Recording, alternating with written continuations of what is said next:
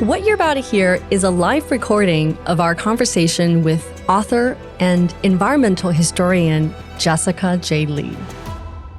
Jessica's memoir, Two Trees Make a Forest, about her search for her family roots, is a journey through the natural landscapes of Taiwan. And the result is a book on Taiwan's history that offers one of the most unique reading experiences about Taiwan.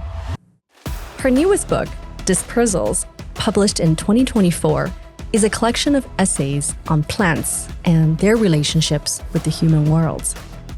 On this Friday evening in April, Jessica spoke about nature writing as a way of writing about history and politics, writing as a part of and for the diaspora community, and the Taiwanese writer Wu Mingyi, and the American anthropologist Anna Tsing.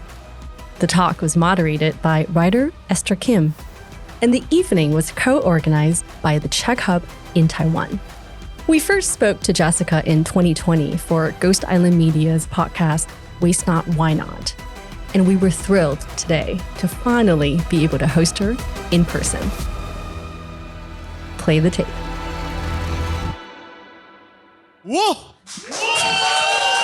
Hello, my name is Esther Kim, and I'm a writer here in Taiwan, as Emily mentioned. I'm a Korean-American transplant, and I also write quite a bit about books and food. So it's really my honor to be here with Jessica today and to celebrate her books. And I thought I'd give a couple of introductory comments if you're less familiar with them. So here goes.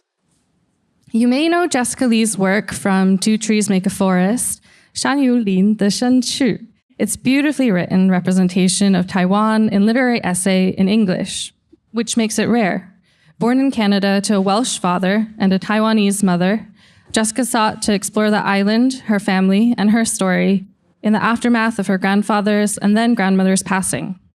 In one story, there's Jessica in the present day, which means 2017 in the book, drawn to the island's backbone, as she writes, entering its forests and mountains, coming to Taiwan alone for 3 months, so without her mom at that point, to hike, observe, and learn Mandarin after years in Canada, the UK, Germany. On another level, it's about the environment, the mountains and waterways with its own deep geological time, outliving or separate from the human. At its heart is her grandfather, in his youth as a fighter pilot, soaring over Shanghai to Beijing, Beijing to Shanghai, spotting his old village but not being able to return, and then later training alongside the Flying Tigers. There's also her somewhat volatile grandmother who grew up in 1930s Nanjing with a taste for the luxury, textiles and tins of Danish butter cookies, and also came from, I guess, the sort of merchant landlord. And among their some businesses, they had soybean processor. The book is a gift for anyone who wants an English entry into Taiwan's complexities. In Two Trees, Jessica consults countless maps, botanical histories, bird guides, and field guides to read the landscape while candidly pointing out that her tools are sometimes imperfect, from language, the movement from English and Mandarin, to the pinyin, which sometimes frustrates her mother, who can't make sense of it. And then much of it marks loss. I came across her work when she was editor of the Willowherb Review, an online platform for nature writers of color. I was literally sitting at my desk checking the website again and again for the page that had the call for submissions because I was so excited just by the mission statement. And in 2021, she published Taiwanese nature writing translated into English. These 5 short pieces give us shredded chicken mushrooms, trippy mythology from an Aboriginal fisherman, and a dolphin pup. In such a short space, it captures the range of our island. And that brings me to the traditional Chinese translation of Dispersals, which is out now. 离散的植物 was released last fall, and the publisher is here. It's a collection of 14 essays on the lives of plants. It's a rich collection, and befitting its title, broad, there's pond plants, sakura, National Geographic magazine, and the United States Department of Agriculture. There's mangoes and seaweed, tea, hogweed, crops like bok choy, cabbage soy. There's citruses, mosses, seed banks, pine trees, and mauve plants. Dispersals follows Jessica's boundless curiosity, and with her environmental historian training, shows us how plants change and the language you use to describe them, invasive or native, matters. and the plants move over time with us and without us. I always walk away from her writing just seeing the natural world a bit more. And there's a term now these days like plant blindness. And I think it talks a lot about how I think in modern society, we've sort of lost the ability to name and identify plants as sort of almost kin. But whenever I read Jessica's books, I always end up realizing, oh, right, there's this taro plant that's just scattered about here in Taiwan. And I think it really opens up the world. So we have a slide here of women at the Hampstead Heath ladies' pond in the dead of winter, getting ready to jump in. And Hampstead Heath has been the subject of Jessica's writing. So I just want to welcome Jessica and just say we're so glad to have you here. And thank you so much for coming, and pass the mic to you. Thank you so much. Yeah, I'm really thrilled to get to do this with you because I feel like, so what Esther didn't mention was that she published a piece with the Willowherb Review, and that's how we first met. And so it's a huge honor to get to meet someone whose work I've had the pleasure of reading as well. Yeah, should we jump in with reading? Let's do the reading. Okay. I was going to read a little bit from the middle of Dispersals. I feel like I always read from the beginning, and I'm bored of that. So today I'm going to read from chapter 9, but just a short little bit from the chapter that's called Bean. 1. To begin with, I buy beans. I look for black soybeans for 3 weeks before settling on yellow. Order a bag of them, dried and paper wrapped, 1 kilogram. When they arrive, I plunge my hand into the bag to feel them, then let each yellow soybean clack upon the others as I withdraw myself from amongst them. I order wheat, the same amount, nut brown, a dry shine. Spores are harder to find, but I come across them online and hope for the best. Aspergillus soyae. It arrives in a white paper envelope, the kind you send letters in. Inside is a tiny pouch, a dime bag really, algae green. A collection of jars as big as I can find needs to be washed and sterilized. A large pan too, and spoons and ladles and thermometers. I need salt and water and time, a lot of it. Soy, living in memories. Mine are tied to color. The burnt brown gleam of soy sauce on fried rice, the chalk white of milk, the green of a bean balanced between my grandmother's chopsticks. The anise black broth for stewing eggs. My grandfather often made tea eggs. They emerged from the pot steaming, thick with spice, dark soy, and fragrant tea. He always served them in a soup bowl, peeled already, the eggs half drowned in their elixir. On my 11th birthday, my mother gave me a set of white Calvin Klein pajamas. It was 1997. I'd wanted them for months. My grandfather placed a bowl of tea eggs on the table, and no sooner had I greedily lifted an egg than it slipped back into the broth, splattering my new pajamas indelible brown. The letters CK stained, splattered over. Every time I wore them after that, I could think only of that moment, the slip, the splash, the regret, fleeting. It was often like this. It was in food that I first learned about pleasure, and I rushed towards the sensations of eating. I wanted soy milk with the texture of velvet, slightly sweet and beany. I drank it hot before bed, cold in the summer, out of Tetra Pak juice boxes on long journeys. I wanted tofu, crisp and salted or deep fried into puffs, swollen with garlic sauce. Wobbling blocks of bean curd which my mom would cube and cook with Chinese noodles for weekend lunches. My life with soy began with desire, and I gave little thought to the bean at the center of this story. In the forms I knew it, as tofu, as sauce, as brittle gold sheets of tofu pea used for wrapping parcels of mushroom and bamboo, as milk and as comfort. It seemed to have nothing to do with the yellow-green fields stretching beyond our suburb across southern Ontario. I'll stop there. Thank you.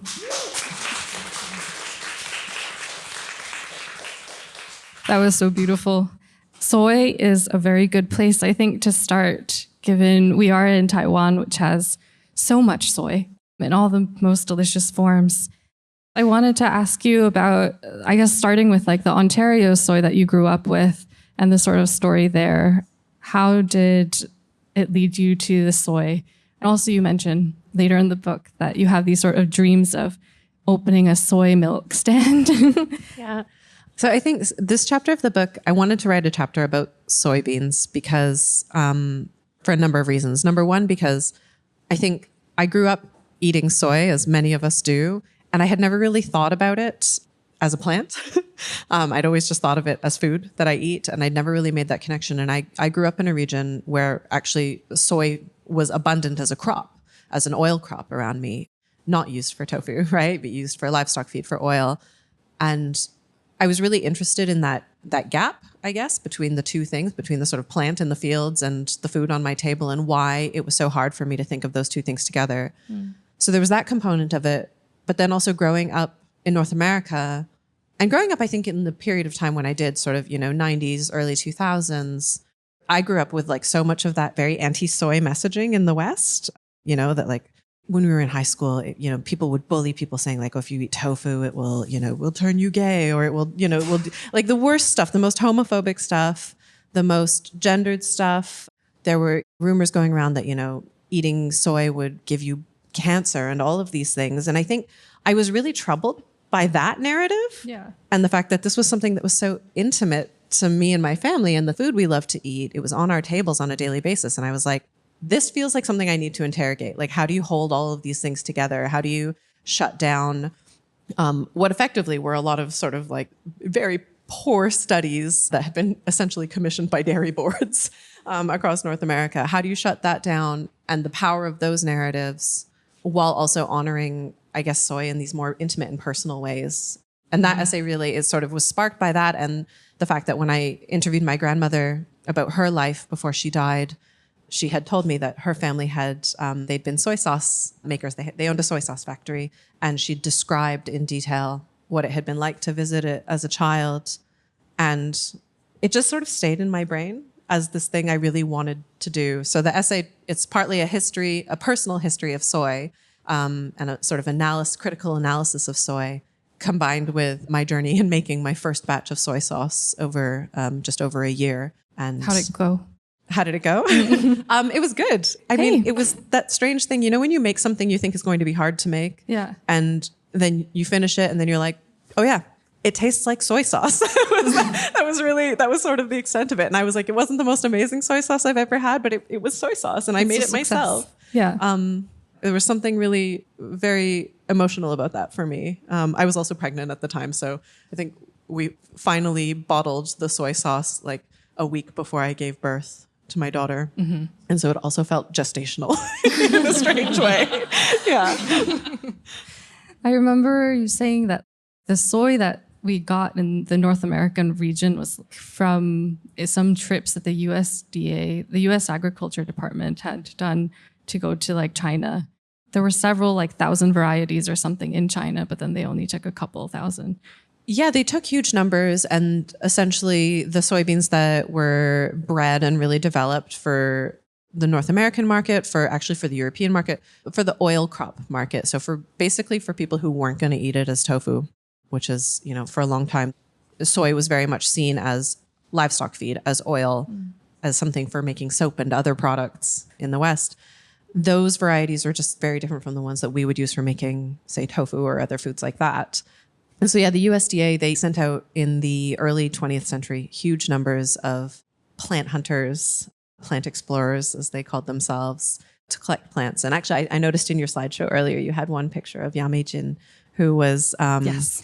I write about her briefly in this essay, but she was a woman who was the first Chinese American woman to receive a medical degree in the US in the early 20th century, but also she consulted with the USDA and really worked with them to try and say, these soybeans could be more than an oil crop. She developed recipes. She tried to show them how to use tofu, how to use this beautiful food, I think, in the versatile ways that many of us might understand it.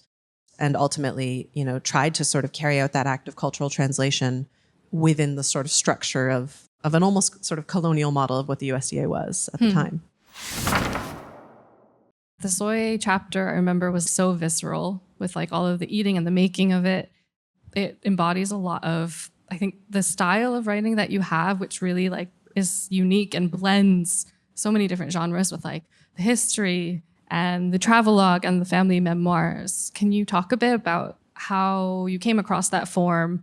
Yeah, I think I started writing in this way sort of early in my writing career. I came out of an academic context. I was trained as an environmental historian, and I don't know, I mean, I'm sure some of you are also academics in the room.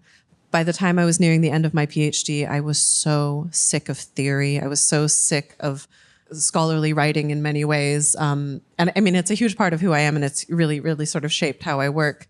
But I just wanted to try something where I could have a body again on the page, right? I wanted to have a body. I wanted to have the senses. I wanted to have... Not a brain box. Yeah, right? And I didn't want to constantly build like fortresses around myself in my writing. And I loved the idea that in a more creative form, in a more fragmentary form, in a form that braided different kinds of styles of writing, I could write a beautiful image just for the sake of having a beautiful image on the page. It didn't always have to be an argument. I didn't always have to be, I think, working towards some kind of thesis statement. I could allow the reader to draw out connections. I could allow resonance to just exist on the page.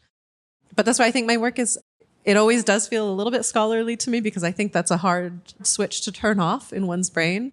All of my books have very long bibliographies. I appreciate it as like a mutual nerd. I like being able to find some of the sources and then go after them too. Yeah. I think The Wumingese, The Stolen Bicycle, is a book that was translated several years ago and then was longlisted for the International Booker. But I remember that was like the book that I came across while here. I was so amazed by this sort of long history. You've also said you're a mega fan. Are there any sort of books that you're reading lately that are from or about Taiwan that you are really enjoying? I've just started Taiwan Travelogue because I hadn't had a chance to read it yet. So I'm literally early pages of it. But I do want to touch on The Stolen Bicycle, because that book for me was hugely important when I was writing Two Trees Make a Forest, because there were like 2 stages of writing that book where I got really stuck, and it was only through other writers' work that I could really break through. And I think this is a really important thing to sort of speak to the importance of community as writers and as artists, because we help each other through things in ways when you don't even realize. So I read The Stolen Bicycle while I was writing Two Trees, and when I didn't know how to weave together the different elements of that story, the part of the book traces these letters that were sort of a memoir of my grandfather's life that I wanted to get into the book in some form, but they didn't feel like they belonged in the same timeline as me, if that makes sense. For those of you who know The Stolen Bicycle, there's the bike notes section of that book. That for me was kind of a revelation, to look at a book and say, oh, I can just put a completely different thing in the middle of my chapters and have this sort of coda to the text that, you know, as a refrain that sort of comes and comes again. And that was the inspiration for why my grandfather's story is set in its own sections throughout Two Trees. So I'm really indebted to that book. I had no idea. Okay, so influences Wumingese. I think that with your writing, there's so much water. There's like lots of swimming in it. You're an outdoor swimmer. The first memoir is about swimming in Berlin. Can you talk a bit about why the swimming is so important for maybe writing process or just being in the world? Yeah, so when you were doing your slides, you had a picture of the swimmers at the Kenwood Ladies Pond, which makes me very happy. I did my PhD fieldwork with swimmers at this pond, winter swimmers, and I did a fun thing called participant observation ethnography, which means you have to participate. And so I had to begin winter swimming. It's one of those things I was always really scared of swimming in natural bodies of water. And this sort of really got me over it. Then I also became really addicted to winter swimming, because you can't do it for a little while and then be done with it. It's one of those things that just like, if it gets you, it gets you. And so my first book was about swimming that I did in Berlin after I'd finished that fieldwork and while I was finishing my PhD. But for me, I think this is a really important thing when we think of like writing and thinking and research. So often when we get to the page, it's disembodied. We lose that sense of connection with our senses, with our skin. Swimming for me was always a way of throwing myself back into the body. Like you can't get in an icy body of water and not feel your whole body at once. And that for me is really good, because as I think quite a cerebral person, as someone who I live in books, I live in my head, I live in sort of thinking, being able to say, oh, right, I have a body, and actually there's value to putting body on the page. I think so often we value thoughts, we value intellect, and we forget that our bodies are what makes so much of pleasure and joy and community in life possible. And why do we not get that on the page in so many ways, right? Like so much good writing that allows your reader to feel immersed has that quality of just like being in the skin of the narrator. So for me, swimming has always been kind of a methodology. I swim in every single book I've ever written, I think. No, there's no swimming in my kids' book, actually. There's no swimming in the kids' book, but... she was swimming in the belly or something. Yeah, like but in each of the books, at some point, I'm in a body of water. And I think this also is an important element of like where so many of my books are about belonging and finding home and feeling like you're really connected to the place you're in. Swimming for me is the methodology. Like you can't be in a body of water in a place, in a natural body of water in a place, like a lake or something, and not feel like you're very deeply in that place. So, when I travel, when I move somewhere new, that for me it's like a way of rooting. It's a way of saying, oh, okay, I've arrived. One of the plants that you talk about in the book is wakame seaweed. And I was really intrigued by this idea of like wakame being, we eat it and it also just grows and it's amazing for sequestering carbon. But you mentioned that it's sort of a global citizen. It seems to sort of take a stand and even going into the idea of like the politics of having that sort of seaweed. Can you talk a bit about maybe how the work is becoming a bit more political, even with plants? Yeah. Yeah. All of Dispersals really centers on, I should say, like the subtitle in English is on plants, borders, and belonging. But the original subtitle when I was drawing up ideas for the book was Plants Out of Place, which borrows a line from Richard Mabey, the British nature writer, who described weeds simply as plants out of place. They're plants where you don't want them to be or where you perceive them as like not belonging. So with the seaweed chapter, that was, a really interesting one for me to look at this idea of invasiveness and invasion ecologies and weediness and set it alongside that like intimacy of food and also the other kinds of cultural projections we put onto algae, right? Especially in thinking about the future and climate change, like all of the algae as, biofuel, future thinking, technology, techno-scientific thinking that we sort of put on this plant, holding that alongside the fact that it's also something that I think many of us eat like daily, right? And is sort of personal to us in these ways. It has resonances with cultural foodways for many people.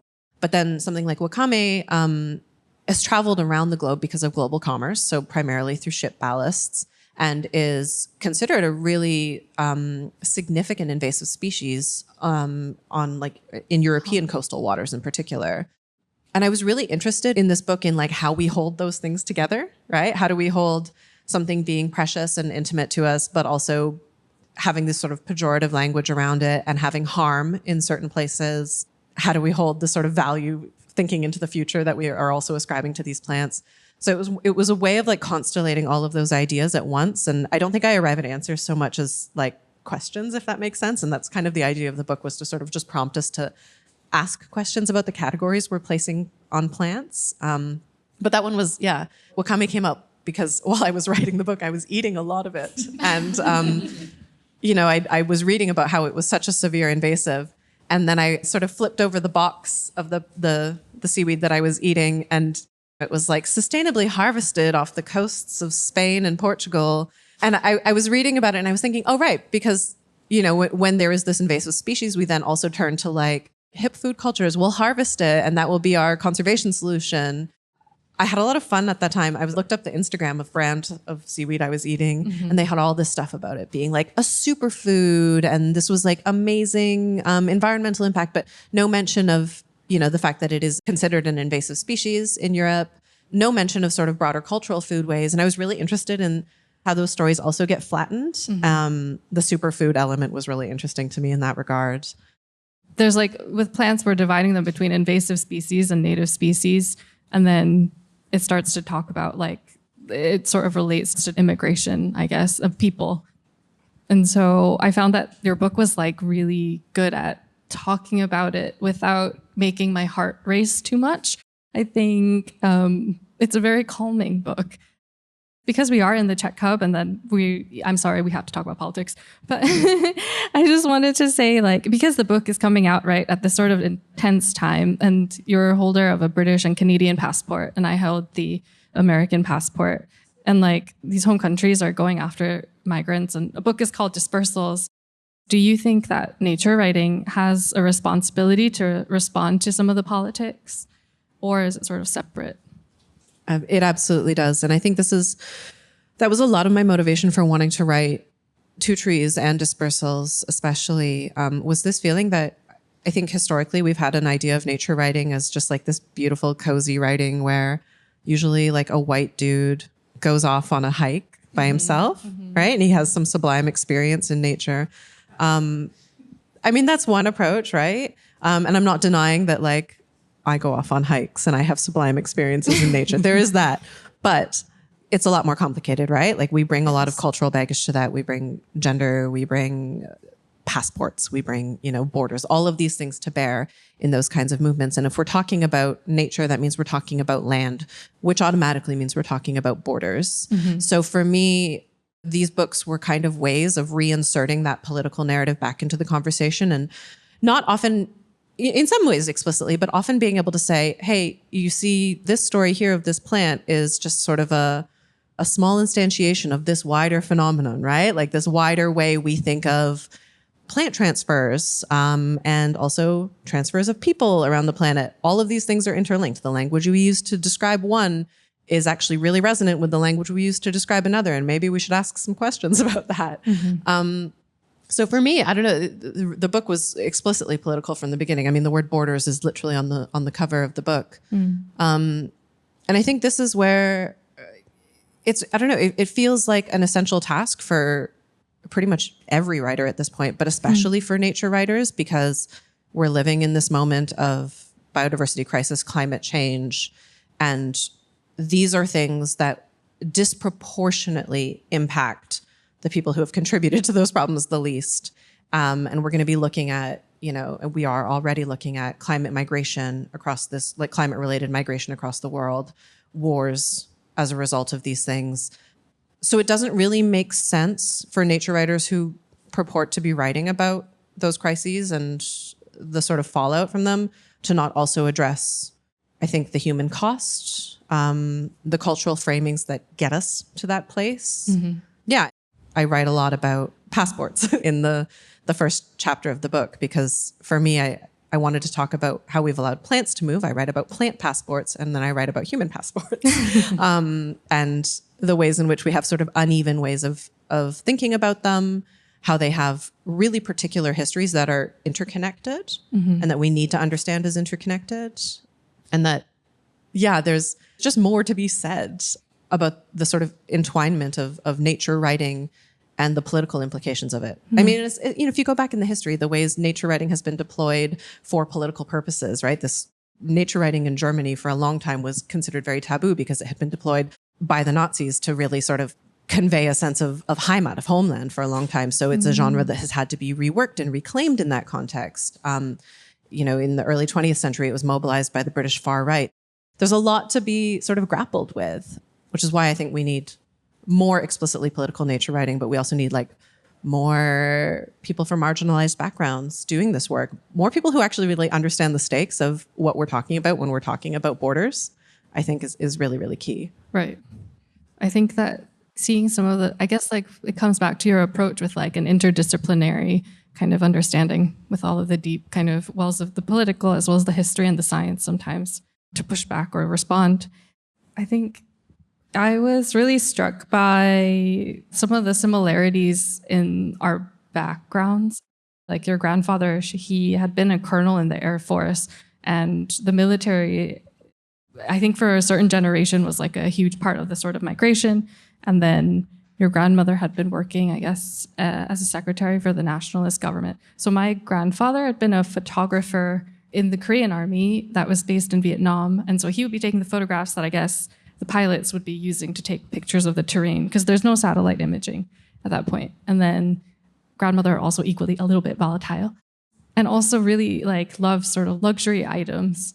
Do you see like a sort of generational Asian diasporic connection in some of the stories, like of the people, the writers that you meet when it comes to, don't know, connections to military or lost fortunes or things like that? That's a big question.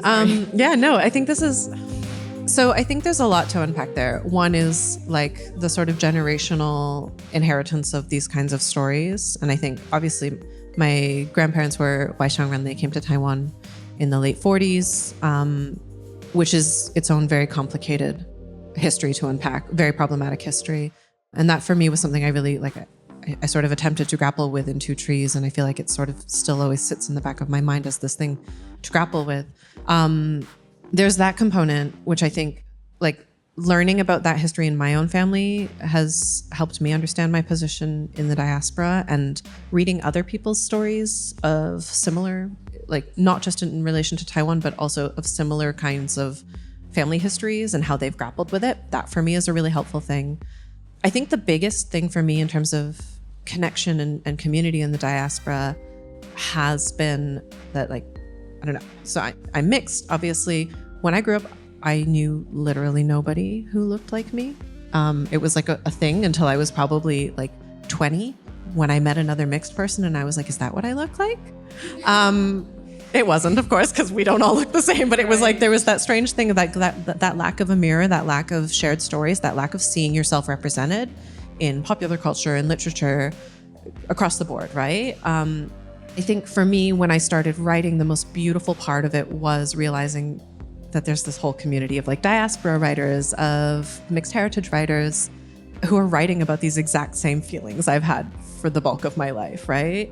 And I will say now, like, I feel like my literary community is like, it's a joke. We're all like a bunch of like mixed girls writing about our feelings about home and plants and food. But it's the best feeling in the world, I think, after so long, to feel like, oh, I have people who I can write about this feeling with, and they automatically understand, right? Like they get it immediately. There's so much that we don't have to explain. That for me is really, really precious, and feeling like we can collaborate. And so like writers like Nina Minga-Poles, she's from New Zealand, her family's Malaysian Chinese, she lives in the UK. Similar sort of family stories. Her writing for me is like, I see myself in it, right? Even though her life is very different to mine. There's a sort of whole list of writers like this where we lacked community for so long, where growing up in the suburbs in a small town in Canada or whatever it is, like that just did not afford us the feeling of like we were normal or understood, or even like worthy of having our story on a page, you know? Like that for me, I think is the most precious part. So yeah, like reading your writing, I know when I first read your writing, it's really like, oh, okay, like I get this feeling, this feeling about like how do we connect to a place? How do we connect to an idea of home when we're thinking about family spread out over, over such vast distances? Yeah, really, it's always very moving to me when I start thinking about it. Yeah. Yay, the Willowherb review. I guess, yeah, the distances of time zones and languages. The book is now out in the traditional Chinese translation. I was wondering if your family has had a chance to read it or respond. What does your mom think? To Dispersals? Yeah, or either book. So my family, they've all read Two Trees. My mom read that pretty early on before it was published because she was so generous in allowing me to write her parents' story as a book. And in many ways, a lot of her story as a book. So my mom, she helped me a lot through the writing, just like answering my questions. So I let her see a draft when it was done, and she was really, really gracious about it. Other than that, she was like, you made your grandfather seem a bit sad. And I remember him more joyous. And I had to say, like, this is the hard thing, right? As the grandchild, like, I didn't get to know him for as long, and we had language gaps, so I couldn't know him in all the same ways that she did. So I had to, I wrote him the way I knew him. And that means that it's like no one story is ever the whole story, right? And I sort of said that to her, and that's where it is. I'm pretty sure the rest of my family has since read Dispersals. If they haven't, I'm coming for them. But that being said, I mean, I don't know at this point if they even bother to read all of my work at this point. I write so much that I think they're like, okay, she's got another book out. But I know my mom read a fair bit of Dispersals also because there's a bit more of her in this book as well. That's lovely. Okay, well, I think that should do it. And these are my questions for now, so I think I'll open it up to the floor. We'll pass the mic around. But anyway, first, also, thank you. Thank you, Jessica. Thank you.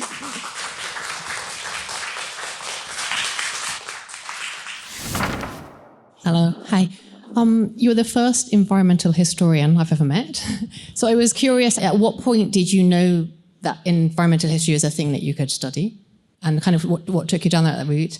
And what does it cover? Environmental history. Okay, yeah. Thank you. So environmental history, maybe I'll answer the second part first, which is environmental history basically means reorienting sort of the storytelling of history to be less about human events and more about the environment.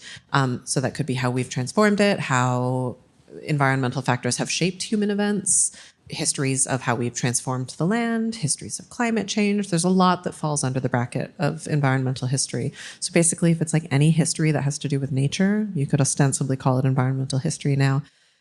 I knew of the field from pretty early, I think, in my studies, because I was doing a lot of sort of environmental philosophy and environmental humanities work early on. But it was only in my PhD that I really sort of firmly rooted in that field. And it was not what I meant to do. I meant to go in and write a sort of philosophical dissertation on the nature-culture divide. And my supervisor, Joan Steigerwald, she's a lovely lady, she said to me at the time, I think you need a case study. Is there a place or a thing you want to write about? And I was like, well, yes, this place in Britain that I'm obsessed with, Hampstead Heath, which was also the subject of Synonyms for Mauve. So Synonyms for Mauve in Dispersals actually draws really heavily on material from my PhD. But I knew I wanted to write about that. And then when I got into it, she said, you know, I think you might be actually doing history, because so much of what I was writing was about how historically we've culturally thought about nature, how we've thought about conservation, how we've decided what a place should look like and how we should conserve it. How do we choose to landscape a place, right? To what aesthetic ideal? And it was only once I'd sort of dug into that where she was like, I'm pretty sure you're doing environmental history, and that's actually the field you're in. Hello. Thank you. I wanted to ask if you've been inspired by anthropological writing at all. I can hear a lot on the nature-culture divide specifically. I'm thinking Struther and, of course, Discola and Anitsing. If you could talk about that a little bit. Absolutely. Yeah, I feel like, especially for anyone in the environmental humanities in the past sort of 12, 15 years, you can't really do any of this work without being hugely indebted to multi-species ethnography in particular. And so actually that was really sort of the sub-focus of my doctoral work early on. So when I mentioned I did some participant ethnography, there was that aspect, really drawing on sort of anthropological methods. But I was really interested in this idea of how we trace other species in the field. And so I will say, I had mentioned being indebted to two writers in the process of writing Two Trees. The other was Anna Singh, because when I wrote the first draft of Two Trees Make a Forest, I wrote it in a very linear way. It was very boring. Very boring, you know, just all in order. And I was like, there's something wrong with this, but I can't figure out what it is. And so I took about a month off the book, and somewhere in there, I went to go hear Anna Singh speak.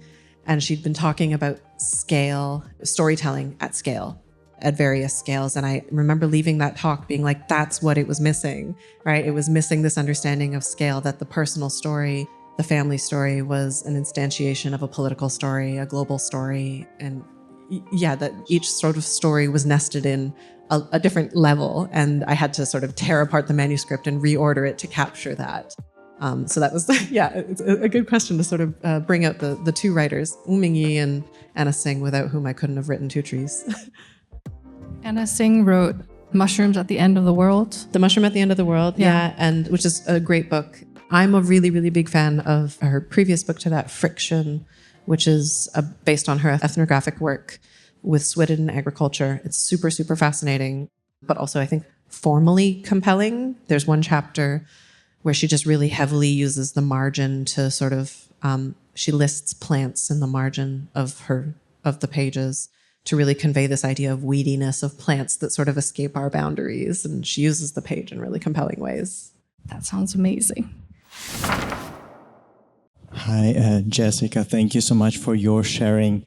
And of course, Esther and Emily for this space for us today. I'm Oleg. I'm Korean-Ukrainian. When I read your book, my first thing what I did was, of course, I called my mom. And it's not just because, some specific elements in the book really made me think about home and my parents' homes and my grandparents' homes. But because I feel like the story and the emotion of this pursuit of revisiting a place which was not a given for you when you were growing up, right? It's something that resonated with me a lot. So it's actually, I decided not to ask this once Esther did raise this question, but perhaps could you share some of your stories of interacting with other people from other Asian diasporic communities in the UK, in Canada, in Berlin, coming to you saying, I'm not Taiwanese, I might not be British or Canadian, but when I read your book, I found my family's story in it. Thank you. Thank you. Thank you for sharing that, number one. It's really moving to know. I think maybe I'll rewind to just sort of share, when I was writing the book, I got some edits from my publisher at a certain point where they'd said, well, who's your reader? Who's this for? Because we think you need to explain a lot here. You need to explain all these words in Chinese. You need to explain all of this history of, the situation between China and Taiwan. And you need to do so much explaining. And there was this moment where I was like, oh, I'm not writing for an audience that needs all of this explained to them.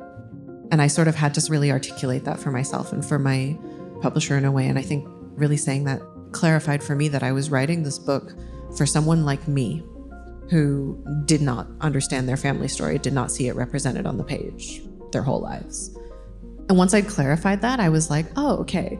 It gave me permission to sort of be okay with certain readers hating the book because they don't understand some of the context perhaps.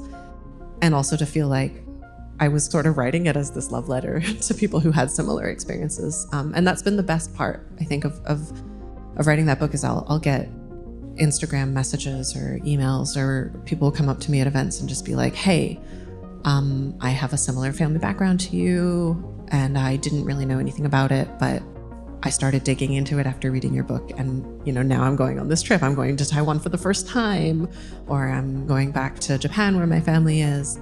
I'm going on that same journey. And that for me has been, I don't know, it's hard to explain, right? There's that thing where you're like, oh, I make work and you hope it reaches someone. But when it reaches someone in exactly the way that you had hoped it would, that for me is, I get very emotional about it. I've definitely cried when I receive those messages. I'm going to cry right now. No, it's really, I don't know, it's really precious. So I hear from a lot of Taiwanese Americans in particular who say they didn't really feel like they were connected to Taiwan growing up. But they read this book because they're coming back as adults now and they wanted to understand it better. And it helped open that for them in some way. And that for me is goal achieved. I could stop working. That I'm done, that's all I needed to do. It's really moving. So thank you for sharing your story. So my question has to do with your earlier comment about putting body on the paper. I wanted to just ask you to clarify that a little bit. And I'm asking that in the context of when we're writing, whether it's memoirs, histories, or family histories, often we are working with memories that are reconstructed and that can be quite ephemeral. So how do you reconcile that with putting body on the paper? And I think when I'm speaking about putting the body on the page, I'm definitely really thinking about the senses. I'm thinking about the skin. I'm thinking about allowing sensory detail to appear for the sake of sensory detail, right? I think it's often treated as extraneous or too much. And this is the divide between people who really liked reading Jane Austen, who's all about the social stuff and the gossip and the dialogue, and the people who really liked reading the Brontes, which is the senses and the sublime and all of my feelings and nature. I'm a Bronte reader. So there's that divide in the sort of background of my thinking here. But yeah, thinking about how we do this in memoir, I will say I, number one, have a freakish memory for sense details. I've been told this by other people. I think I just have a strange memory because I can tell you whole conversations I had 15 years later. in detail. I can tell you what a person was wearing, that kind of thing. Ask me anything important, I can't tell you. But that kind of stuff I can remember. I don't remember what I did yesterday. But those strange sense memories are really prevalent for me. And that is always like when we're writing from the deep past, that to me is the stuff that lingers, that stays, right? If I go back into a childhood memory of, in my first book, I write about sort of near drowning, it's all color, it's sensation, it's light, it's sound, right? So I think that for me is very easy to get on the page. But then when it comes to stuff that's maybe more like less childhood memories, more like immediate or more recent stuff, and I'm wanting to put that on the page, I think the method has to be like you just documenting everything, right? And putting yourself back there in as many ways as you can. So I come back from the field and I write out, from the second I left the house to when I got home, everything that happened and every tiny detail. I just came back from the field yesterday from doing research for my next book, and I had to sit down and just be like, everything that happened. What color shirt were they wearing? What was the smell of the room I was in? What was the sound? What did I say? What did I do? What did I see? Every little detail. I talk about this with my creative writing students all the time, treating that as like a pantry, right? You're not going to use everything that's in the pantry to cook your meal, but you've got it there to cook with at least. A question I have is related to sort of physical landforms as it is, because the environment itself is sort of an interplay of nature, living things, as well as sort of the geology and topography. When I think about the different places that you say that you've lived, like you said you're from Ontario, correct? And also we see pictures of British countryside. We think of Taiwan as sweeping floodplains and fantastically steep mountains. What are some ways that you feel like sort of the physical structure of the earth underneath of you and the senses that you get from it, whether that be shortness of breath walking up the steep mountains here, or things that you can see or can't see in the distance? How do you think that's affected the way that your senses interact with the environment? Oh, that's a really good question. I feel like there is something to each place that is just a distinctive sensory experience of that place. I come back to Taiwan and humidity, number one, strikes me. And that feeling of like, there's vastness here, but it's never vastness on the horizon. I always feel surrounded and held here. And I think that really shapes the way I write about Taiwan, right? There's always a mountain on the horizon. There's always a forest on the horizon. Or, even sort of like in wetlands and flatlands, there's feeling of boundedness. I think that's also like island borders as a concept really shaping my experience of place. But when I think actually most distinctly where I live in Berlin, and Berlin is, has anyone here been to Berlin? It is absurdly flat.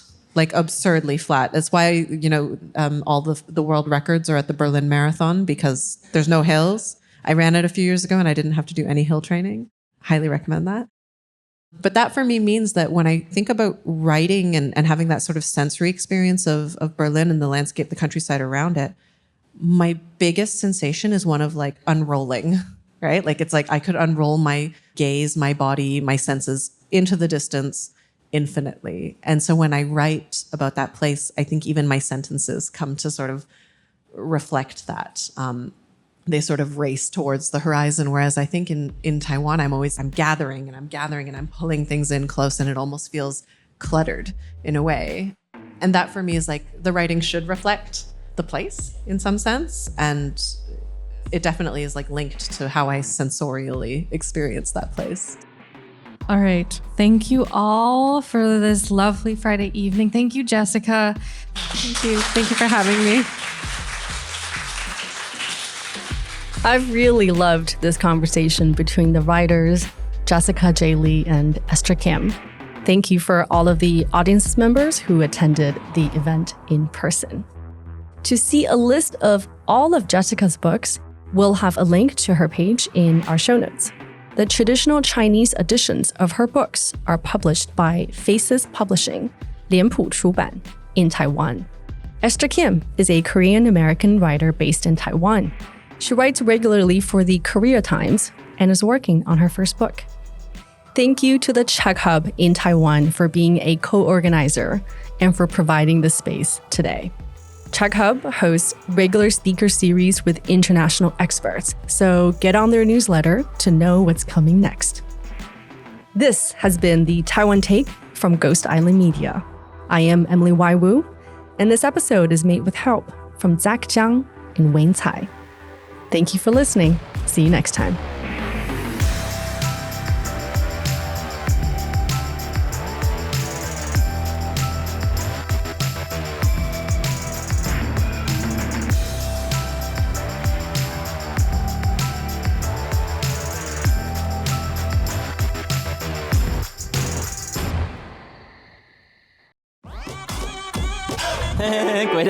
Ghost Island Media.